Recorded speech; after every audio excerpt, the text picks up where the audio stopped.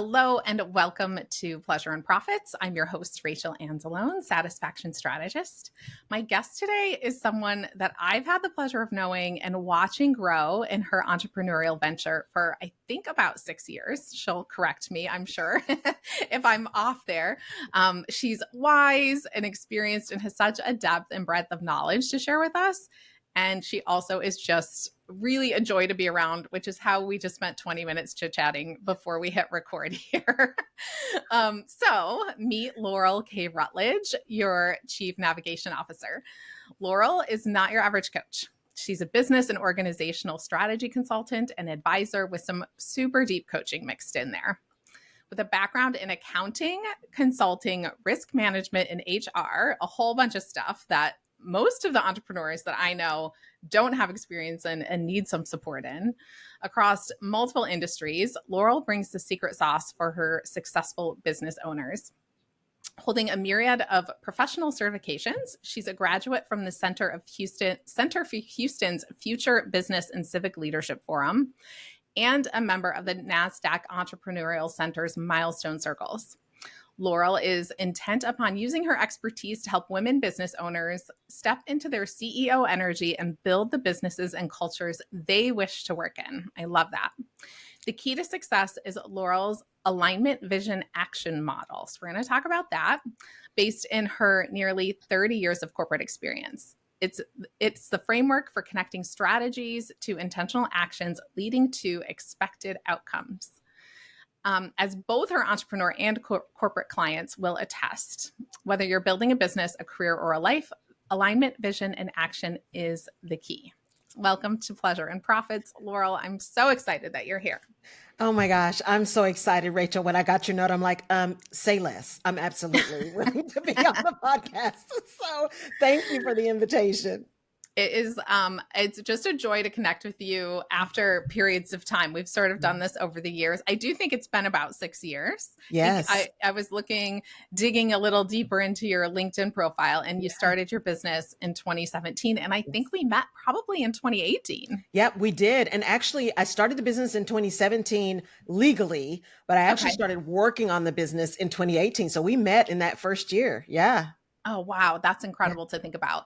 And so we've crossed paths, every handful of years since then. And so I've really gotten to see the evolution of what you're creating and some of the different paths that you've gone down. And so we'll dig into that. But first, I would love to know, you have this incredible background in human resources, risk management. Most of us don't even know what that is.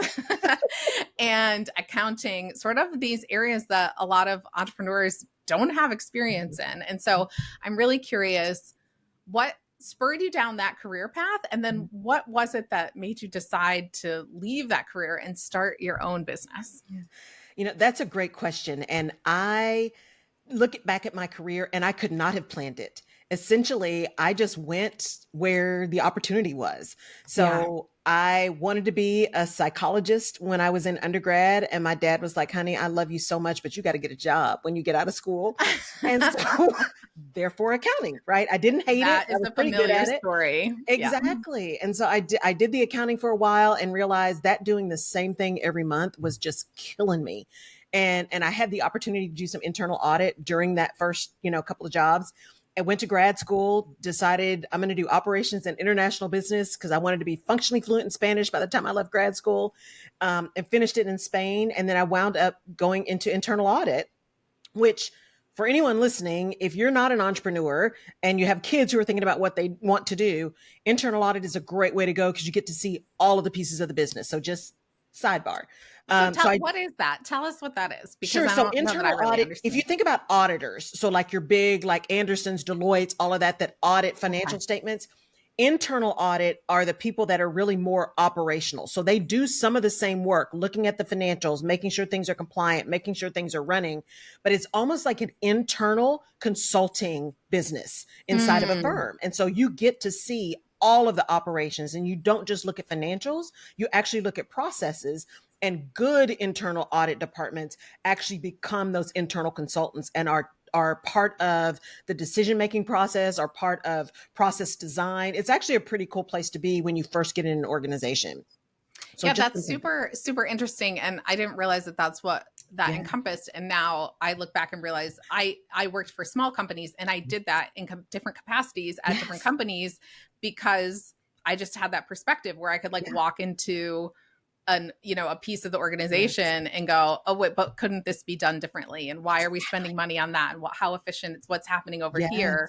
And so if you're a person who kind of has that ability to see the bigger picture and ask meaningful questions, that could be a really powerful position or powerful opportunity. Very powerful. And I tell people all the time, don't sleep on internal audit. It's not just your buttoned up accountants, right? It really is internal strategists when it's done well, right? So I did that for a while. And when my dad passed away, I was like, I got to go. Because I was about to move to Puerto Rico and all these things. Like, I need to get back to Texas. And I wound up going to Deloitte, and that's where the risk management comes from. So right after the Enron debacle and all of that, there was this thing called Sarbanes-Oxley, which was making sure that financial statements were real and that processes were real and all those things. And so imagine that, right? That the money is real money. And this thing called enterprise risk management was formed. And actually Deloitte was on the cutting edge of that. And it really is looking at risk management as what is anything and everything that can get in the way of achieving your objectives. So it's not just insurance. So you can avoid a risk, you can manage a risk, you can mitigate a risk. All of those. And so risk can be financial, but it can also be reputational, right? It can be all of the things, operational. So I started doing that and was at Deloitte, and I got to see Enron happen out of the window of my office in downtown Houston. And I thought, partnership in one of these firms is not for me. And I ended up at a casket company, and that's where I was recruited into human resources. So by this time I'd done accounting, I'd done audit, internal audit, I'd done consulting and risk management. And so I ended up going into human resources. And the boss that I had who saw me said, have you ever thought about HR? And I was like, actually, I kind of had. And he said, well, I look for good business people because I can teach them the HR stuff, but it has to start with the business. And he's still a mentor and dear friend of mine.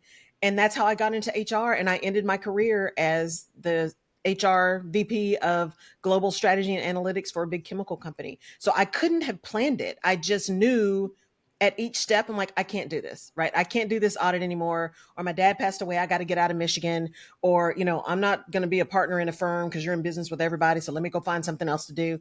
And every time that happened, something else showed up. And then after 5 years, 7 years, whatever it was, at my last role, seems like a million.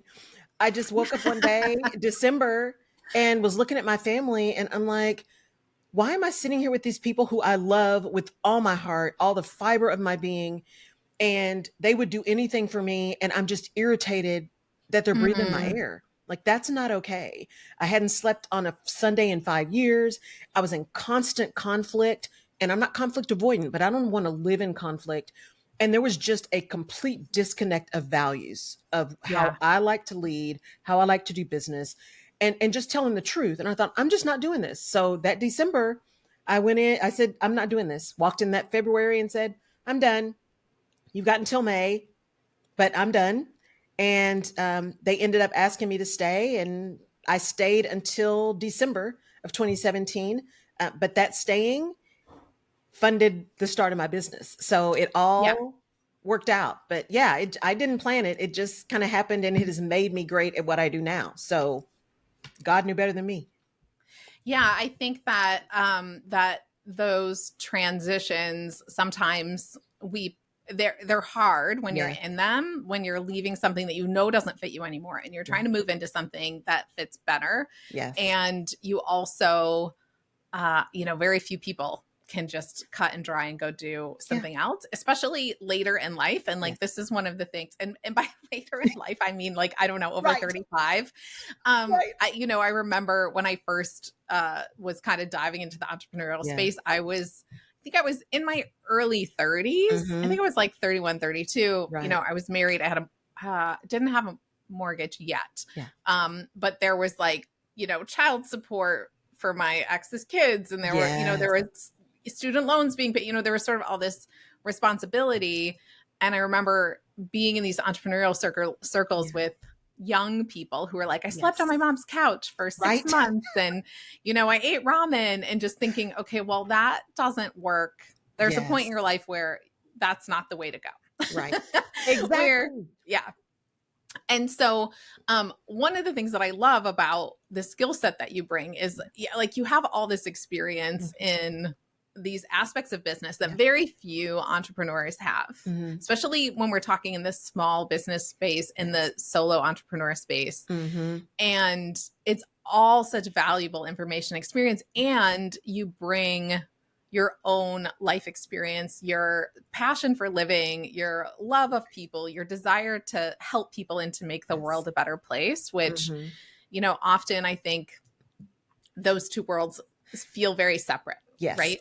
It's like, here's the rules, here's the finances, here's the human resources. Human resources in every job that I ever had prior to working for myself was not a friendly place. Yes. It's not a great experience. Yes. And so, I know I'll feed this to you a little bit. I know that you're really passionate about helping small business owners and entrepreneurs who want to build the kind of business and the kind of environment that they want to work in, and help to cultivate that for their teams as well. Absolutely. And how do you, I guess the question is, how do you choose, or how do you identify what are the qualities of that entrepreneur that you look at them and this person really wants to do well. This person really wants to do right by their people. They can actually have really big impact to make you desire to help them. That is a key. And I think it gets back to, I do believe in service. I believe when you're in service, prosperity comes. And so I have a tendency to listen very deeply, connect dots that some people don't even know exist, and be able to tell a picture and repeat to someone in a succinct manner what they really said. And so I generally find the people that I work with and that get the most out of working with me, through a conversation, I am listening for who they are. Yes. Not what they want, but who they are. And people don't even realize they're talking about that. And so that's why I talk about alignment, vision, action, whether you're building a business, a career, or a life. It's those three things, because that alignment is really about who you are and where you are. And so I ask deep questions and I listen very much to what people say. And that tells me a great deal about who they are and how they're going to show up and how willing they are to reconnect if they're disconnected, reconnect their words and their actions so that people really understand what they're trying to build, and they can build an organization and a team around them that believes in the same thing, right? And even if it's not that individual's value system, they are so aligned with the vision and the why of the vision that any disconnect is inconsequential. And unfortunately, I find people start with the people first, and you cannot. That's what makes me a different HR person. You cannot start with the people first. You can't start with the people first. You cannot start with the people first. You start with the strategy first. As I say all the time, I'm like, a good people strategy is built on a great business strategy. Because if you don't know where you're going, how do you know who needs to be on your team? But we start with people. Stop. So if you're listening, stop with starting to people. Yeah, I think that's really important. That's one of the things that I had this experience of having worked in some more corporate types of environments prior to being an entrepreneur. And so many years, I couldn't even tell. It was probably around the time we met, probably 2017 or so. I listened finally to the book, The E-Myth.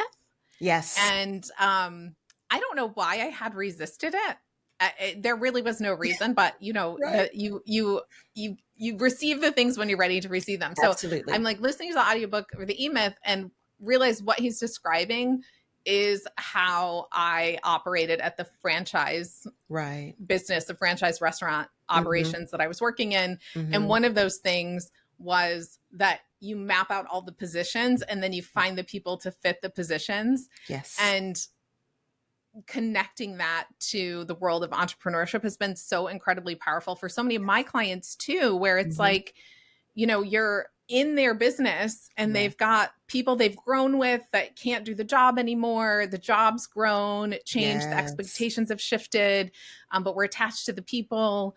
Or, you know, we're trying to take the 3 people that we have with like the budget we think we can use Yes. and then get them to do all of the things. And Yes. I know that's been a really powerful exercise Mm-hmm. for a number of my clients as well, is like mapping out the strategy, what we're focused on, where we want to invest, Yes. and then figuring out who the right people are to fit into those spots. Exactly. Yeah. Exactly. Because it's not personal. You know, it's the same thing with HR. When people would come to me and say, "Oh, I really want to be in HR because I love people." I'm like, "Well, you can't work for me. That's Love you." it doesn't work that way. It doesn't work that way. Yeah. You know, I Yeah. need you to be business minded. And I think that's what has been such a hard thing about the HR function. The fact that I didn't grow up in HR is what made me so exceptionally good at HR, because I understand business strategy. And while I have unlimited compassion, I don't get emotional about people, because at the end of the day, if the business doesn't do well, no one has a job.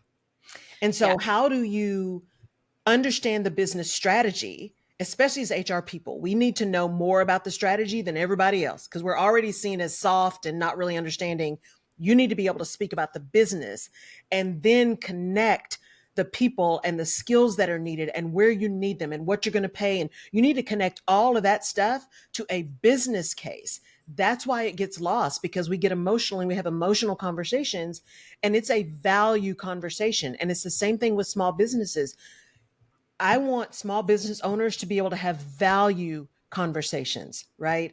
They get even more pressure about who they're hiring and how much they're paying and all of these things. And especially, like you said, bootstrapping and that first person that came on with you, that's great. And you want to value the relationship, and you're building a business.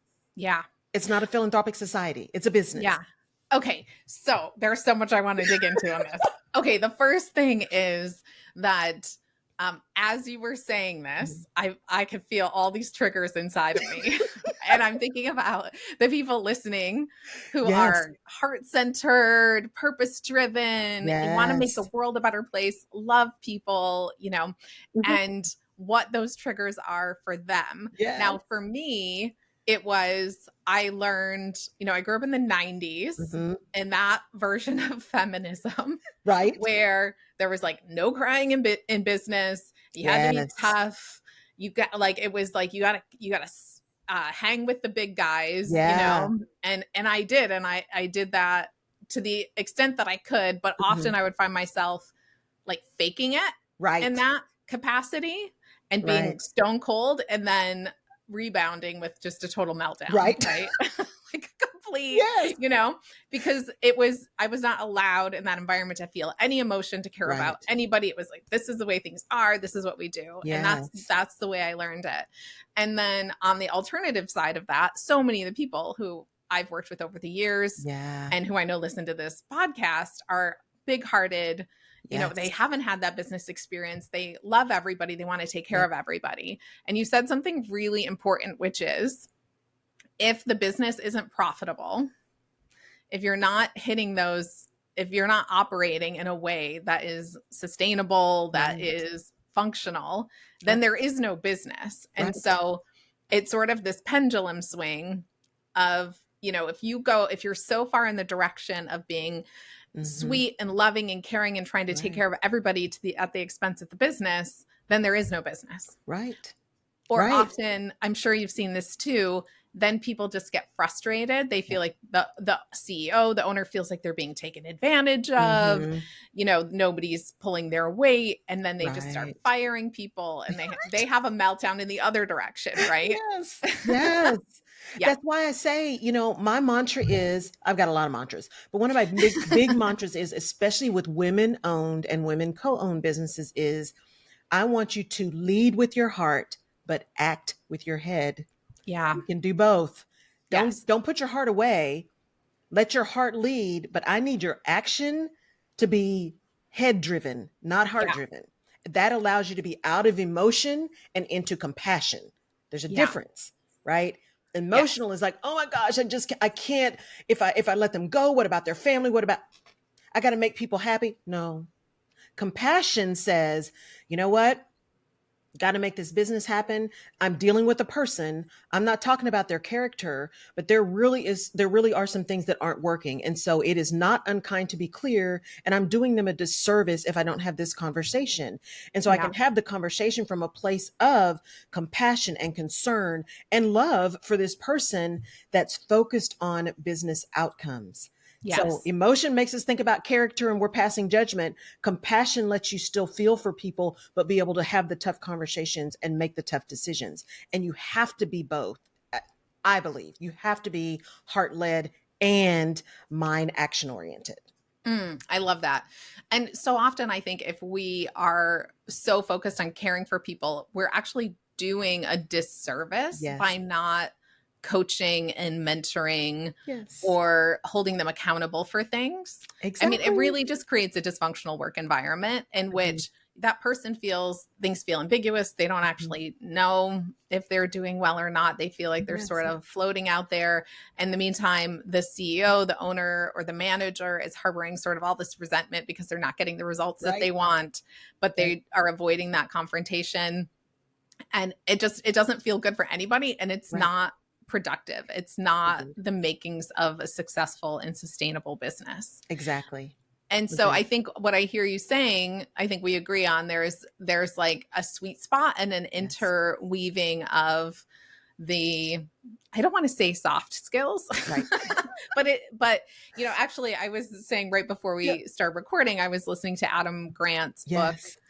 Hidden Potential. And he talks about, in that book, he talks about the origins of the term soft skills versus hard skills. Yes. And that those actually had to do with the materials that were being used. Yes. And then somehow they got morphed into this other thing. Yes. So I'm going to say, we all know what I mean by soft skills and Yes. hard skills. Yes. And they're both important, especially in a woman-led organization, in an organization and with a group of people that are really focused on leading in the Yes. feminine and honoring Exactly. who people are and Yeah. not treating people like cogs in the wheel, right? Absolutely. Absolutely. And what people do, I think don't realize as much is if you look at the studies, if women own businesses who have like 50 or more employees, we employ millions of people. I think it's 12.9 million people Yeah. that women in businesses employ. But if we took the women owned businesses that have 50 or more employees, if they made as much revenue as those same businesses that were run by men, it's adding, I think, $3.2 trillion to the economy if we Yeah. just made the same amount of money. And in order to do that, it is important to be business minded, right? Lead with your heart, but act with your head. Set clear expectations and manage those, right? Don't treat everybody like family or say you want to have it be a family feel. No, you don't.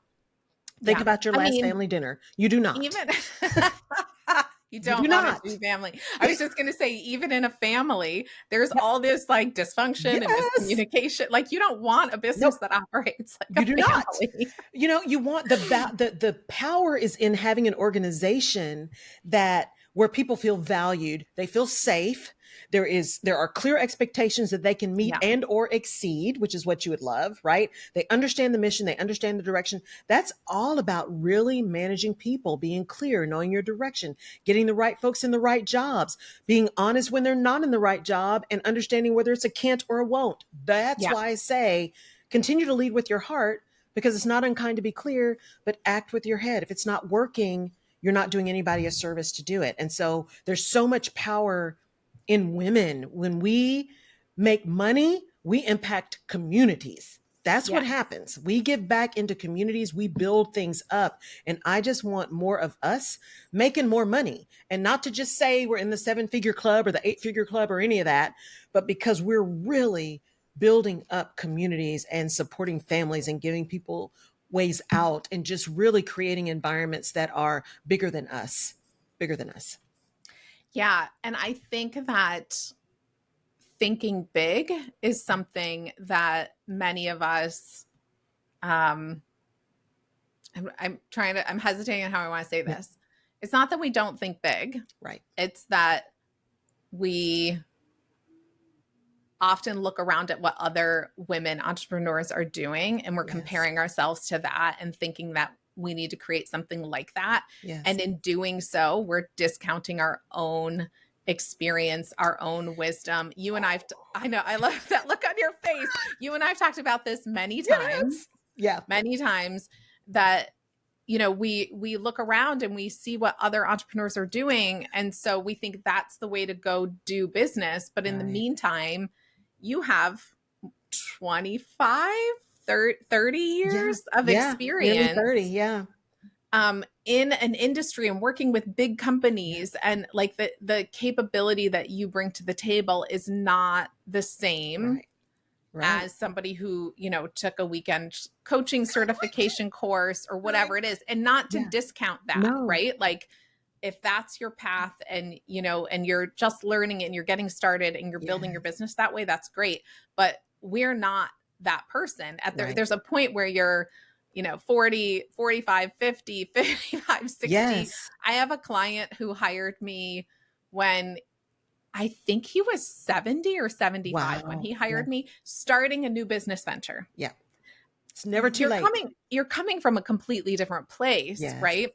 Yeah. And so you don't start where everybody else is starting when they're 20 or 25 or 30. You're bringing all this wisdom. Yeah. And I think we do have the ability to create bigger and to think bigger and to do more than we actually perceive we're able to, because you know, we're seeing ourselves in the context of, you know, you Fortune 500 companies, right? Yes. And so as an entrepreneur, you're bringing a whole skill set to the table that a lot of small business owners don't have and need, you know? Right. And it took a while. You know, you and I have worked together several times, and it took just me personally, and I've been very vocal about this, right? I've had a therapist for years. And at first it was just really like, you know, didn't realize I hadn't processed. My dad passed away. I mean, all kinds of just junk. And it's turned into much more kind of business mindset therapy. Yeah. Is really what it is. Because there's nothing like entrepreneurship to bring up all that crap that you didn't realize was even there. All the things. All the things. All the things. Yeah. And you and I have talked about before how, you know, one of the challenges being someone who loves to serve, I lead with service. One, it's hard for me to ask. It's hard for me to sell because it's asking. And I'm of an age where, you know, you don't brag, you don't talk about yourself. That's just the way I was reared, right? So all of that starts to converge.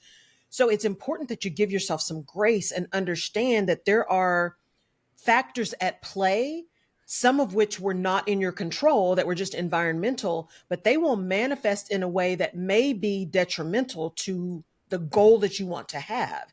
And sometimes you can push through those, and sometimes you have to just get aware of what they are and figure out how to maneuver through them. And I'll give your listeners a prime example. I hate to sell. Rachel and I were talking about this. I hate We've talked about it many times. With a passion, right? I just hate it. But as I started really digging into it, I said, but if I want a business, I've got to learn how to sell. Now, I've gotten to the place where I'm really good at saying I'm exceptional at what I do. I am. Those are just facts. And I'm okay with saying that. Selling is a different issue. And I took a course, finally found someone that I took a course at, because there were things about her that I said, this seems to make sense for me. And she said, Laurel, every conversation is an opportunity to sell. My whole body clenched up because I'm like, I don't want that LinkedIn message that says, I want to connect with you and add you to my network. Here, buy my thing. I'm like, you don't know anything about me. I hate that. And what I realized is I hate that so much that I did nothing. I didn't want to be that so much that I didn't know how to be anything other than that, because that's all you see. So being a business wallflower. Yes, exactly. Just, you know, please find me kind of thing. Yeah. And so I sat with it. I prayed about it. I'm like, okay, Laurel, who are you? Yeah. And I'm a servant leader. And so what came to me was, for me to be able to quote unquote sell is, Laurel, every conversation is an opportunity to serve. It just so happens that your services are an investment unless you choose to give them away. And that is a different way that brings the right energy for me, which is, no, I really want to understand who you are and what you're dealing with. And if I can help, I absolutely want to do that. But being in service also means if I hear something that I'm like, yeah, that's not me, if I'm in service, then I'm connecting you to somebody in my network that I know is the right person, because it's still in Yeah. service. It's not about me. It's about serving you. So it's really important to give ourselves some grace and figure out how we do what we do in our way. And that comparison thing is hard. This same coach said, I had an aha moment, y'all. I am not an online business. I am Ah, an in-person that's business where that has an I was online hoping we were going presence. to go next. Yes. Yes. And that works for Okay. me. Yeah. Okay. So here's what's really interesting.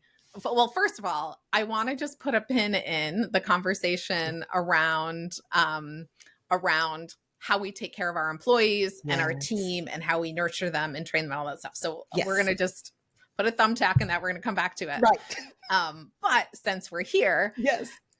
this was one of the things we were talking about right before we started Yeah. recording, which is, I think one of the reasons that so many of us were tempted with this idea of building an online business and having these sort of automated funnels you post on social media, people opt in, and then it's just this sort of magic thing that takes care of stuff. Yes. And one of the things that I think can be so appealing about that to some people is that there's a distance between you and it's the sale. Yes. Between you and the customer. It's less vulnerable, right? Mm-hmm. And so first, I just want to say I'm not opposed to that type of business. I have clients that I have helped make millions and millions of dollars doing that. And it's a brilliant business model for people for whom it's a good fit with the right product, who are willing to do the work. Not one of those people that I've helped make all that money, for none of them was it easy. Right. I mean, years and years of blood, sweat, tears, maxing out credit cards, doing running ads, having things that don't work, things that do work, picking up crazy long. I mean, I have been in the trenches with people in those. I have yet to see a person who just like magically put together a funnel and it just happened in some really easy way. Yes. And that's hundreds of people that I've seen through this. So there's nothing wrong with that business model if that's what you're really drawn to. And the majority of the people who I've seen succeed in that way are people who want to be serving thousands, millions. They get charged up when they're on a webinar and there's, they're seeing the faces, the hundreds of people, the thousands of people, they're excited. Like there's an energy there that feeds them and makes them want to do more. Right. And that's not the case for everybody. No.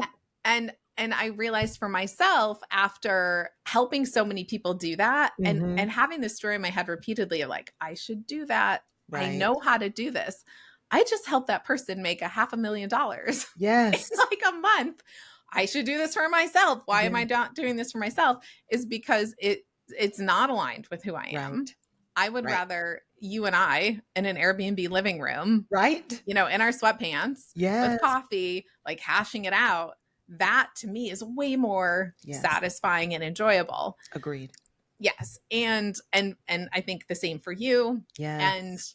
And there's a couple places I want to go with this. One is that creating that distance from the sale is a distraction. Yes. Because at the end of the day, you still have to sell the thing. There's no way around it. Right. And so, and you and I have talked about this, there's all sorts of things that you can do to make the sales process easier. But at the end of the day, you have to be comfortable saying to people, here's what I do. Yes. Here's how I can support you. And here's what it costs. Yes. Right? Yes. That's a critical part of having a business. Yeah. That part, Rachel. I mean, it's interesting because as I'm sitting here listening to you and talking through, I mean, literally my body in some cases just, like you said, triggers, right? You're like, I want to run screaming. No, I don't want to talk to anybody, right? But here's the thing. I think what I loved about this person that I did this course with is, again, like you and I coming out of corporate, what is missing in some of these online businesses, even the ones that have been really successful and people that are watching them trying to do the right thing, is there has been a failure to distinguish between sales and marketing and all that stuff you see. True across the board in every business. That's marketing, right? That is that outbound, come find me. That is a long runway. Yes. especially in a crowded marketplace. The Yes. sales, that's the stuff that's quicker, but it's also the stuff that is reach out to somebody, go connect with them on LinkedIn in a way that's not sleazy, nasty, creepy, right? It's go to the networking thing, have whatever your thing is that actually connects directly to people to get an opportunity to understand what they might need and then to be able to provide a solution. That outbound piece is the piece that is the quickest, but also for some of us, the hardest, because it means you got to talk to people. Yeah. And so just back to this business model and choosing the business model that's the right fit for you. Yes. The idea of selling a lot of something, hundreds of something or thousands of something at a really low cost to generate the revenue. Yes. It's a great business model, as I said. Right.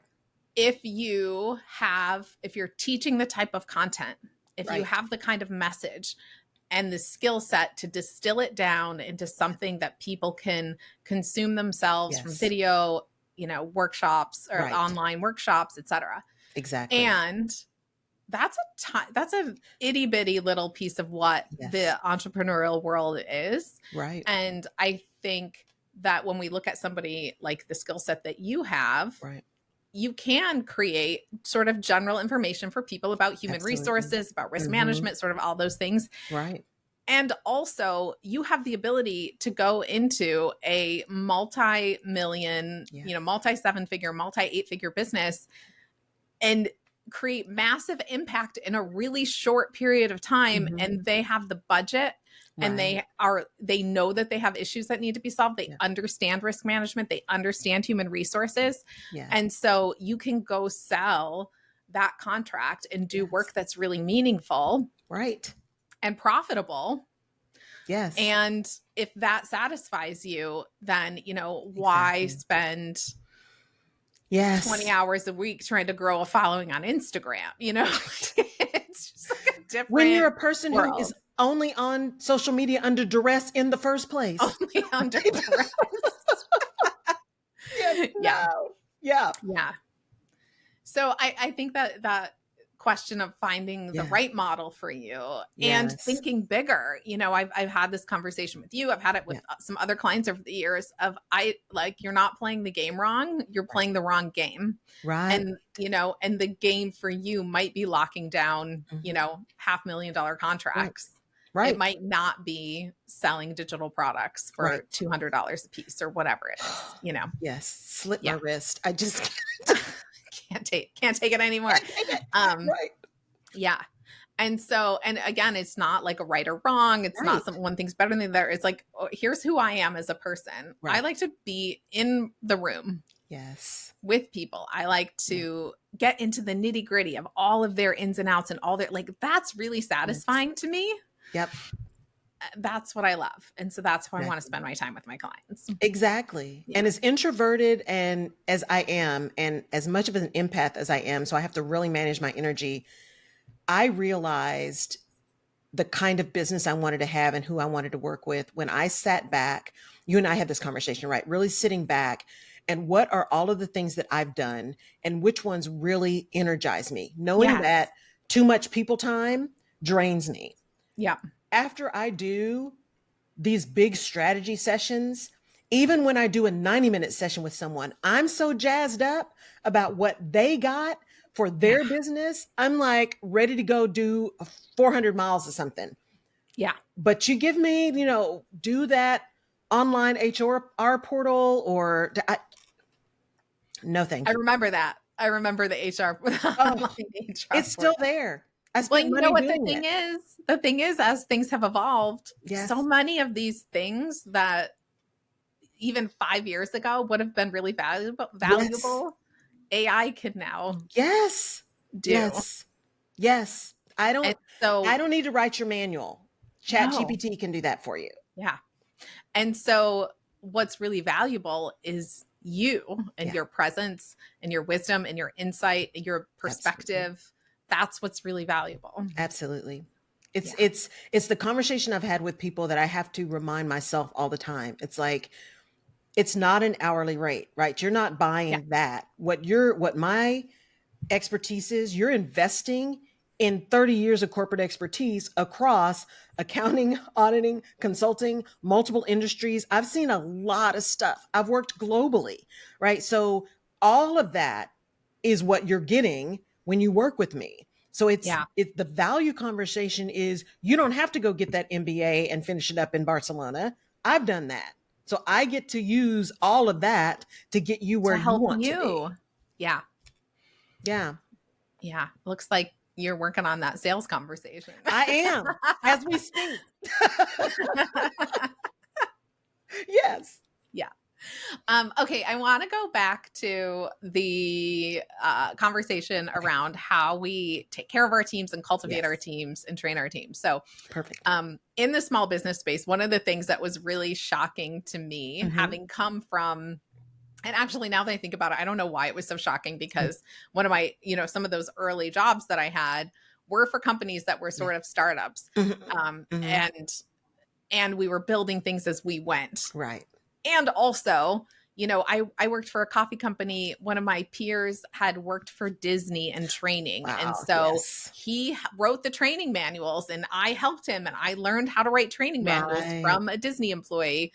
One of the owners had worked for Microsoft and Lotus in marketing. And so she taught me marketing, so I was learning sort of from these people, and we were building not with nothing, not from no experience. And yet when I got into the entrepreneurial space, and it still continues to startle me sometimes, that there are people who are growing multi-6-figure and 7-figure and multi-7-figure businesses who don't understand the basics of business operations, coaching, training.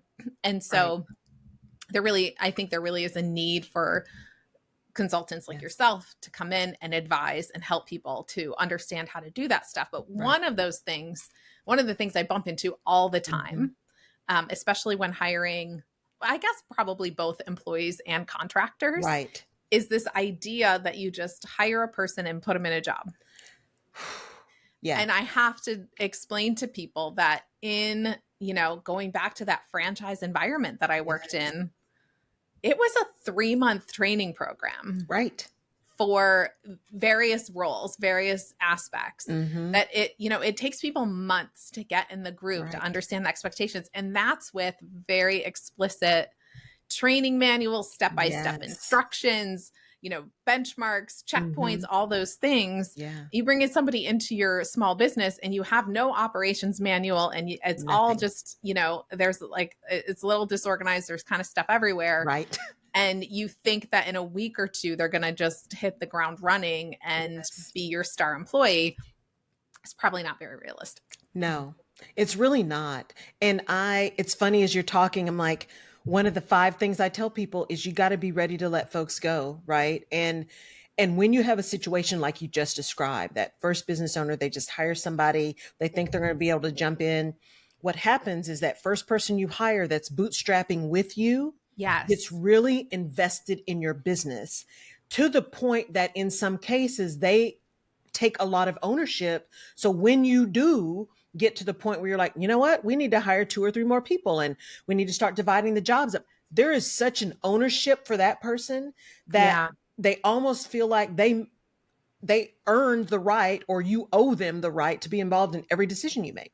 How you're going to run your business, where you're going to take your business. Are you going to hire who you're going to hire?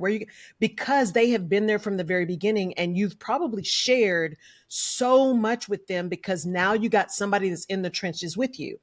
I'm not saying that's wrong. I'm saying you've got to understand what precedent you're setting and the expectations that you need to manage as you build your business. And that's why it's important to think through, what is my business? What am I trying to accomplish? And then what do I need? What skills do I need to hire? Not who do I need to hire? What skills do I need to hire? And then I can talk about where I can go get those skills. And most of the times that's not going to be in your niece, nephew, aunt, daughter, sister. Stop. What are the skills? Let me go find the skills. Right. And not that hiring family is bad, but just understand, I want people to lead with their heart, but act with their head. Understand that hiring family brings additional expectations, potential conflict, all of these things, all the extra drama that you won't necessarily have if you hire somebody who's external to your family unit. The And that's expectations are not different. and that's not to say don't do that. Just if you're Right. going to do Just it, realize it. Yes. know what you're getting into. Know that there's a level of communication that Yes. is going to be required, Exactly. and boundaries and sort of all of that stuff, right? Yes. Yes. I mean, I had a client who I love. She's just amazing. And she had her own company and had one employee, and the employee happened to be her niece. And her daughter actually said, "Hey, I need you to work with my mom. She's trying to figure out how to retire and all these things." And so it was a different kind of just one off business coaching program that I did with her. And one of the underlying pieces that she would say is, what am I going to do with her? She says she wants to buy it, but does she really understand what that means? And she's not good at business development, but if she buys it, this is what it's going to cost. And she's got to have this system, and and so we talked a lot through how do you manage that? Now, long story, she was able to sell her business, and the place she sold it to actually hired her niece, and her niece is like skyrocketing in terms of success. Amazing. But I had to get her head wrapped around, it's okay to have a very candid conversation around what it means to buy your business, because what you got is a disconnect of expectations, right? Yeah. And a lack of knowledge. So I just give that example to say, hire who you want to hire, run your business the way you want to run your business. Just have your eyes open and be really clear about that. Because you can hire, as you said, you can hire contractors, you can hire service providers, you can hire W-2 employees. I always talk about scaling with team with a capital T, because most people talk about scaling and they're only thinking about W-2. I don't ever want a W-2 after coming out of corporate. That is not what I want. But I am willing to hire and pay for and utilize service providers where we have here's what I need, here's what you're going to provide, here's what that's going to cost. And then if it doesn't happen, then we have a contractual agreement that we end. That works for me. May not work for everybody, right? Yeah. But that team is a capital T. I think that, that it's something interesting to consider, especially in the online space. Yes. And sort of more these like solo entrepreneurs. There is a personality type, a character of a person who wants to be a full-time employee, who wants to be hands-on and in it and in the day-to-day and in the execution and the operations stuff. Right. And there's a very different personality of somebody who is a consultant and wants to have 6 different clients and have their hands in lots of things and wants to manage their own time and their own schedule. And you really have to choose for which roles are which things more important. You find the right person and you want to bring them in and put them in that full-time position. Great. But trying to take a contractor and turn them into a full-time position, terrible idea. Terrible idea. I know when I was contracting, people would ask me that periodically, like, well, why don't you just work with us? And we could, and every cell in my body would just start screaming, right? Like, no. Right. I am not interested. Yes. Because for me, the fun is the project and the beginning and the end. And that level of freedom is really, really important to me. Right. And when you're hiring contractors versus employees, to a certain extent, you hire a contractor, a freelancer, you're expecting that they're coming in with a skill set of a thing that they can execute without you needing to teach them how to do that particular job. Maybe they need to learn your voice. Maybe they need to learn your style. Right. They need to learn how it works inside your business, but they should be coming in with a level of expertise to do that thing. Right. Versus an employee where you might be bringing them in and training them up into, taking on a level of work that needs to be performed in your business on an ongoing basis. Absolutely. And I think those fields have gotten gray over the years. They have. There's a lot of crossover. And the thing that I really want, solopreneurs in particular who want to have a team, that's the way they want to build their business. Please be sure that you're getting some expert support and advice, because even in that independent contractor, service provider, et cetera, especially if you're operating in California, there are specific rules Yes. around compliance, how you structure the work, what the employment agreement looks like, all of that. And you could find yourself having hired an employee when you think Without you've meaning hired an to. independent contractor, Yeah. and that ends up being a tax and fine nightmare. Yeah. So get the right support that can give you the right guidance around who you're hiring and how you hire them, so you can keep those lines very, very bright in terms of what you're getting and how you're having to pay them. Yeah. It's funny because I feel like we're circling back, at least in my mind, we're circling back to this conversation of thinking bigger. Yes. And what I have observed in, amongst my circles, amongst people that I've coached over, the last 10 years or so, that so often, especially we go online coaching, wellness. Yeah. There's a little bit, there's kind of a culture of like, I'm going to do this all myself. And then I'll bring in this little person to help me with this. And I'll bring in a little person here to help me with this. And I'll bring it, Right. And more what I'm thinking about. And I found myself explaining, sometimes to people who've been in business for a few years and they're not making the money that they want to be making or whatever, is if you were to go start a brick and mortar business, right, you would need to plan for 3 months or 3 years. Yes. Of how you're going to pay your bills, because you're probably not going to make a profit for 3 years. And upfront, you're going to have to hire the entire team. I think about a restaurant. Yes. The rent, the build out, the management team, the cooks, the supplies, the servers, your guarantee, what goes into that. And maybe in our small businesses, we do need to think a little bit bigger. We need to think, if my goal is to generate X amount of money in the next 12 months, what am I going to have to do to get there? And what's the team going to look like?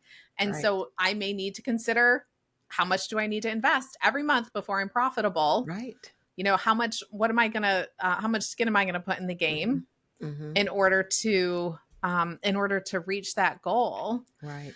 And think a little bigger beyond, what's the bare minimum that I can hire? What's the bare minimum I can invest to try to skate through this? Absolutely. And it's interesting. I have this conversation with myself all the time, right? Knowing that I don't want W-2 employees, what does scaling look like for me? Yeah. Right. What does the overall business structure look like for me? And knowing that I love working with my clients, and yet I am going to be the bottleneck. There's only so much time, right, in the day. And so how do I think through, again, the strategy? Is it pricing? I could make everything an exorbitant price. Then that has client implications, right? Is it, I've got group stuff and individual stuff? How big is the speaking piece of my business? All of these things. And that's why I always tell folks, you got to start with the business strategy first. At least in this moment. You can always change it. There's nothing that's set in stone. But before you go hiring a bunch of people, at least know what your overall goal is first, so that you don't just say, oh, I just hate the invoicing, stuff like that. So what I'm going to hire is an admin. What you may need is somebody who does sales because you hate it. Like me. Yeah. Right. Yep. Maybe you need somebody who writes curriculum because your business is course creation and you just don't have enough time to create all the courses. What is the strategy? And then what skills are going to get you to revenue generation the quickest while staying on brand, staying true to who you are, staying aligned with you and your business? It is a conversation around what you're trying to accomplish. And then how do you make that happen? You start with the what. Then you look at the how. And we do that backwards sometimes, or we just automatically think, I'm just going to hire for the stuff I don't like to do or don't want to do. And then it's piecemeal. It's sort of, Yeah. And it's not that you can't do that. I'm all about, even when I was in corporate, I'm like, I do not have a big investment in what the ultimate decision is. You do you. But what I am invested in is we are going to have this conversation about what we want, what the pros and cons are of stuff. And so that I can then be prepared When we do that thing that doesn't make sense and it goes wrong, I'm ready with plan B. Because we had that conversation, right? And I don't have to say I told you so because we had the conversation. I'm just ready to move. So that's what I want all of my clients to do and all of your listeners to do is go slow to go fast. Just stop. If you're not making money now, you're not going to make money tomorrow. Take tomorrow and figure out what you want to do, where you want to go, and then figure out how you're going to make it happen. But you got to know the what first. The what first. I love that. And it circles us back to this, menopause brain. I'm right there with you, my friend. It just stopped. Just for went a away. moment. It'll turn back on in a second. Gone.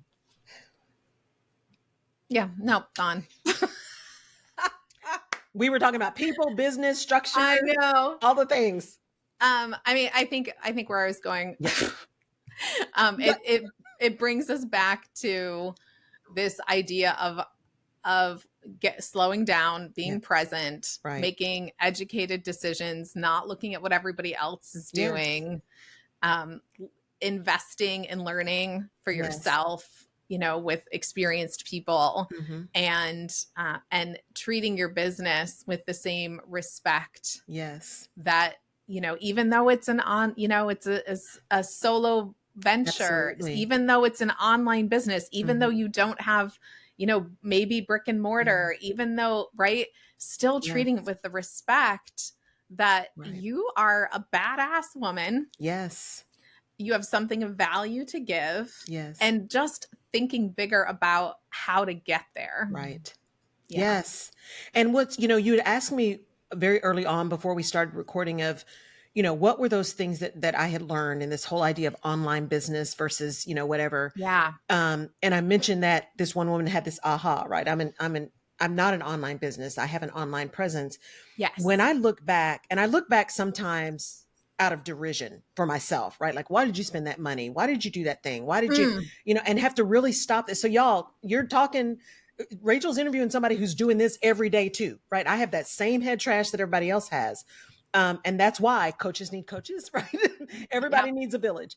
But one of the things to that question that you had asked me earlier is the reason that I know it's so important. One, that my framework is so important, that alignment, vision, action of knowing who you are, where you are, what you want, and what it's going to take to get there is if you can be really solid in that, even if you're a person like me who is a lifelong learner, you love to learn, and you have a tendency to give credibility to people at a level that may not be warranted.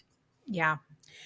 If you are super solid in what you want, then you're able to be so much more discerning in how you get there, including who supports you in getting there. Because, and for those of you who are coming out of corporate to do this, a piece of advice is recognize that in this proliferation of online businesses, as it were, there is a lot of corporate language that is used, but the meaning is not the same. So while people who have not had corporate experience will talk about strategy, they'll talk about selling, they'll talk about all of these things that are the same words. Selling an online business means marketing, not selling. Yeah. Right. Setting a strategy. There may be talking about a social media strategy, which may or may not mean just post 42 times a day. That's not a strategy. Right. Yeah. So if you're going to start something, be really clear on your what so that you filter everything else you get through your what. Is this going to get me to my what? Or am I allowing this other person's expertise in the online space or the virtual space that I don't have to shift me in a way that, yes, is in my level of excellence? I can absolutely do that work. But that's not the reason I started my business. It's not work I want to do, a la my online HR portal, right? Yeah. I was convinced I had the room and had the mental capacity and emotional capacity to allow myself to be shifted. I can't blame anyone else but me, right? To be shifted into this work that, yes, there was absolutely a need for and still is, the self-service kind of portal thing. I have the expertise to do that, but it took me forever to create it, which should have been the first red flag. Yeah. because it took me forever because I didn't want to do it. I don't want to be in the bowels of HR. I don't want to be talking about compliance. I don't want to be talking about what the new rate of, entry level pay is. I don't want to talk about any of that. I don't want to do any of that. What I want to talk about is your strategy connected to people, because I know that that's where the money is. That's where the flow is, right? And so if you're coming out and you're starting to do something new, just be mindful and careful and discerning about who you gather information from, which experts you let into your business, and don't give up your own discernment and your own power around creating that business, because it's easy to get sucked in. It is so easy to get sucked in because everybody's a coach. Everybody's a business coach. Everybody's a life coach. Everybody's a everything. Ask a few more questions. Ask a few more questions. Yeah. I think that's so important, and a great note for us to wrap up on. Is this coming back to the discernment, and that discernment that comes with wisdom and experience, and having made the investments that sometimes paid off and sometimes didn't. Right. Having made investments and then realized, oh, I got in that because of FOMO. Yes. And it was completely not the right path. Right. And some of those things, for myself, I could look back and go, oh, that was something valuable that I learned, or I got little nuggets of important information from that, or experience that I can apply to things. Mm-hmm. But when I hired that person, when I joined that program, whatever it was, I thought it was going to be the thing that would, solve all my problems. Yes. Make some huge dramatic shift. And that's really just not the way it works, and if you parallel with relationships, right, there's never going to be, if you're looking for the person or the coach or the course or, whatever it is, whatever the problem you're trying to solve, if you're looking for the one thing that is going to be the magic bullet, you're probably going to be looking for a long, long time. Yes. And it really is about investing in learning, investing in getting to know yourself, which is where that personal development aspect of entrepreneurship comes in. It really is getting to know what is an alignment for me. Right. And how do I discern between all these things that are out there? What's actually the thing I should be focusing my attention on at this time in order to grow my business? And that comes back to the strategy. And I 100% agree. A strategy is not, post 6 times a day on Instagram. That is not a marketing strategy. There's, and really starting to, I think one of the things you and I share in common is that looking at the big picture, and how all these pieces fit into the bigger picture of what you're doing. Yes. And I will tell you, Rachel, I mean, that time that we spent together was so valuable to me in a couple of main points. One, it was sitting with you, who I knew and who I trusted and knew your expertise. I mean, you are an expert marketer, but more so, you are an expert at understanding what people are trying to accomplish and how to help them figure out what that really means in that big picture. And so spending that time really getting solid on, no, it's not all these other things. It's the one thing. It's my founder's intensive. It's not a VIP day. Yeah. The one thing. It's one thing. And and being okay with the fact that, I can do both corporate and this, because that was a big thing for me. I can do both corporate and the small business thing. It's just that the corporate stuff is very selective. It's referral only, and it's very narrow in what I do with them. Right. Yeah. And that narrowness is absolutely aligned with what I do with small businesses. So I'm not trying to create 2 separate businesses that take me all over the place. The second thing that was really powerful in working with you was that real ability, which I think you have, having been in corporate, I have, having been in corporate, and some people will, but not everybody, which is, let's unemotionally do the math. Yeah. Let's do the math, because I have spent a crap ton of money. You can swear on here. I've spent a shit ton of money, y'all. And when I look back in hindsight, it's easy for me to say, that was so stupid to do that. Why did you stop? It's easy in hindsight to criticize. Yeah. But when I give myself grace and think through the things that we talked about, doing the math and looking at the money helps me make decisions going forward, and also helps me understand what value did I get and did I not get from those exorbitant things that I spent money on. Yeah. And if I'm give myself grace and I look with empathy, with compassion, and with a broader view, what I did get out of those things where I spent way too much money was not what I expected to get out. They didn't do what I wanted them to do for a number of reasons. But what they did do is give me connections that I would never have had. Yes. It added people to my village, and that is priceless. And so find yourself someone who is willing to hear you and see you and understand you so deeply that they are able to challenge you and redirect you in a way that stays aligned. Right? No, in no time did Rachel say, don't do that. You can't do that. You should do this. You ought to do that. Never did I hear those words. I heard questions that made me say, yeah, that doesn't make sense. Or, you know what? Yeah, I feel so much better about that. So it's so important that as solopreneurs in particular, and as women business owners in especially, we tend to spend money and be willing to spend money on personal development and professional development. Still be discerning, still make sure it's a fit, and make sure you find people who are willing to say, you know what? Absolutely, this is a business. I would love to do business with you, but I'm not the right person, but I know somebody. Because if they're willing to do that, you know that you've got someone who is just as, if not more so, invested in your success as you are.